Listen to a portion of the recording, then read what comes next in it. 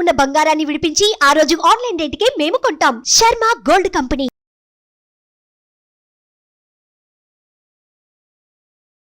నమస్తే, welcome to Suman TV. నేను మీ యామ్ని. ప్రస్తుతం మనతో ఉన్నారు ప్రముఖ జ్యోతిష వాస్తు పండితులు గజానంద్ స్వామి గారు ఉన్నారు. గురుగారితో మాట్లాడి మనకున్న సందేహాలు అనేది అడిగి తెలుసుకుందాం. నమస్కారం గురుగారు. నమస్తే అమ్మ. గురుగారు, అంటే మనకి ప్రతి నెల ఏకాదశి అనేది నార్మల్ అండి రావడం.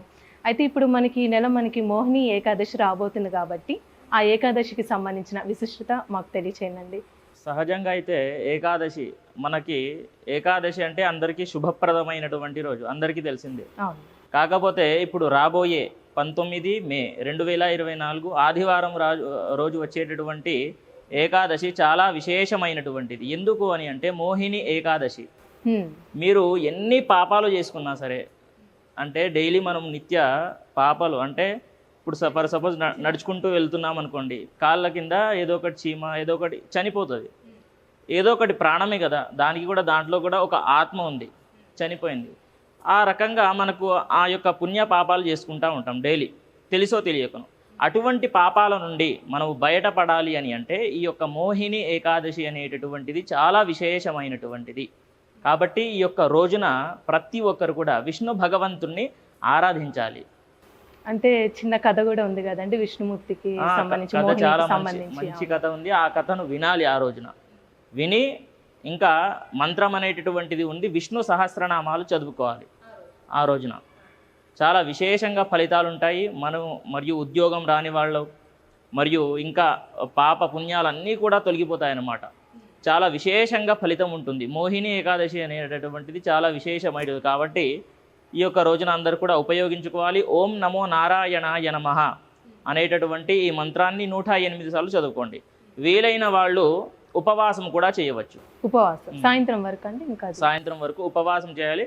మరి 19 అంటే 20కి మనం ఉపవాసం వదిలేసేయాలి. పొద్దున్న లేచి ఎవరికైనా అన్నదానం కానీ ఇలా చేసి, ఒక్కరికైనా సరే అన్నదానం చేసి ఉపవాసం వదిలేయాలి. అలా మనకి ఉపవాసం చేసుకుంటే చాలా మంచి ఫలితాలు ఉంటాయి. అంటే ఎలాంటి సమస్యలకి, అంటే సమస్యలంటే ఇప్పుడు కుటుంబ సమస్యలు చాలా మనము కొన్ని 1,00,000 కోటి పాపాలని హరించుకుపోతాయి. అన్ని పాపాల నుండి బయటపడతాం.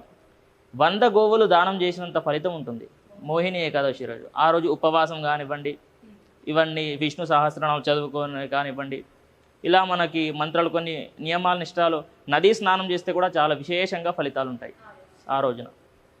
కాబట్టి ఈ యొక్క ఏకాదశి చాలా ప్రీతికరమైనటువంటి రోజు, చాలా మంచి రోజు. గురుగారు, ఆ రోజు ఏమైనా ప్రత్యేకంగా పూజ అంటూ చేసుకోవచ్చండి విష్ణు భగవానికి సంబంధించి? తప్పకుండా చేసుకోవచ్చమ్మా. విష్ణు భగవంతుని పూజ చేయొచ్చు. ఎలా అని అంటే ఆ రోజున తలస్నానం ఆచరించాలి. తలస్నానం ఆచరించాక స్వామివారి యొక్క విగ్రహం ఉంటుంది కదా, విష్ణుమూర్తి, ఫోటో పెట్టుకోవాలి. ఫోటో పెట్టుకొని అభిషేకము, పాలు, పెరుగు, తేనె, నెయ్యి, చక్కెర ఇవన్నీ కూడా పంచామృతాలు ఏర్పాటు చేసుకొని అభిషేకము చేసిన తర్వాత స్వామివారి యొక్క విశేషంగా అలంకరణ చేయాలి. పసుపు, కుంకుమ, గంధము, పువ్వులు, అష్టోత్తరం చేయాలి. విష్ణు భగవంతుని యొక్క అష్టోత్తరం చేసిన తర్వాత స్వామివారికి ధూప దీప నైవేద్యాలన్నీ కూడా ఒక కొబ్బరికాయ కొట్టి హారతి, పచ్చకర్పూరం ఉంటుంది చూడండి, దాంతోనే హారతి ఇవ్వాలి. అలా హారతి ఇచ్చాక చివరికి స్వామివారి యొక్క కథను వినాలి.